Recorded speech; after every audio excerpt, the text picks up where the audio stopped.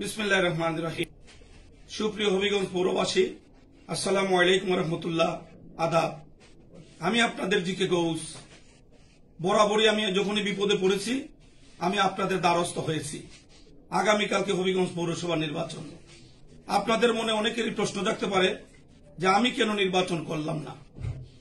আমি মনে করেছি যে আপনারা আমাকে বারবার ভোট দিয়েছেন। আমার চেয়ে আরো ভালো ত্যাগী সাহসী একটা মানুষ যদি আপনাদের সেবা করে সেই সুযোগ সৃষ্টি করে দেওয়ার জন্যই মূলত আমি এনামুল হক সেলিমকে সমর্থন দিয়েছি এবং তার নাম আমার দলের হাইকমান্ডের কাছে আমি প্রস্তাব করেছি। আপনারা লক্ষ্য করেছেন গত এক সপ্তাহ ধরে আমি এনামুল হক সেলিমকে নিয়ে আপনাদের দ্বারে দ্বারে গিয়েছি।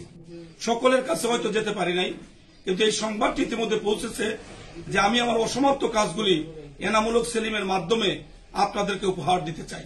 তাই আমার বিনীত অনুরোধ, অতীতে যেভাবে আপনারা আমাকে দল ধর্মের ঊর্ধ্বে উঠে বিশ্বাস করেছেন, এইবারও যদি আপনারা এনামুল হক সেলিমকে আমি জিকে গৌস মনে করে আপনাদের মহামূল্যবান ভোট দিয়ে তাকে নির্বাচিত করেন, আমি কথা দিচ্ছি এনামুল হক সেলিমের বড় ভাই হিসাবে, তার অভিভাবক হিসাবে তার প্রতিটি কর্মকাণ্ড তদারকি আমি নিজে দূরে থেকে করব এবং তাকে পূর্ণ সহায়তা করব।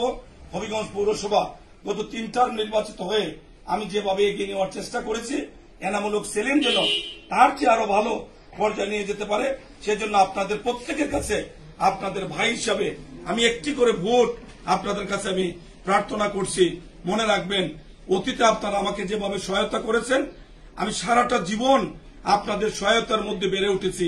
সেই জন্য আমার দাবি, আপনারা যদি এনামুল হক সেলিমকে একটি করে দানের শীষে ভোট দিয়ে নির্বাচিত করে হবিগঞ্জ পৌরসভার বর্তমান যে অচলাবস্থা সৃষ্টি হয়েছে, যে অন্যায় মধ্য দিয়ে পৌরসভা এগিয়ে যাচ্ছে, যে দুর্নীতি বাসা বেঁধেছে, এইগুলা থেকে যদি পরিত্রাণ চান তাহলে এনামুল হক সেলিমের কোনো বিকল্প নাই।